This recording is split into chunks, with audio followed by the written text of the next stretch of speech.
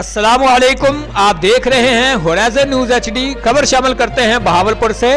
बहावलपुर की इंसदाद दहशतगर्दी की अदालत ने प्रोफेसर खालिद हमीद कत्ल केस का फैसला सुना दिया।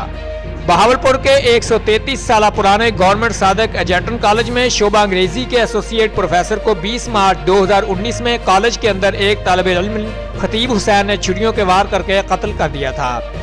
इंसदाद दहशतगर्दी की अदालत प्रोफेसर खालिद हमीद कत्ल केस का फैसला सुनाते हुए एक मुल्जिम को सजाए मौत का हुक्म जबकि दूसरे मुल्जिम को 7 साल कैद की सजा सुनाई है।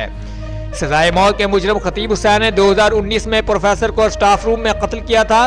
तालिब इल्म ने प्रोफेसर खालिद हमीद पर इस्लाम मुखालिफ होने का इल्जाम आयद किया था और बयान में कहा था कि शोबा अंग्रेजी के फनफेयर प्रोग्राम के लिए वो लड़कियों को नाच गाने की मशक करा रहा था।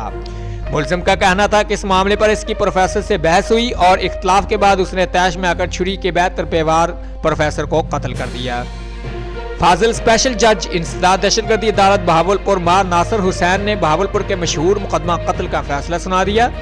मरकजी मुल्जिम खतीब हुसैन को जुर्म साबित होने पर 2 मरतबा सजाए मौत जबकि आनत पर साथी मुल्जिम जफर हुसैन को 7 साल कैद की सजा सुनाई है। Report Abdushakoor Saddu, divisional bureau chief Bahawalpur, horizon news HD।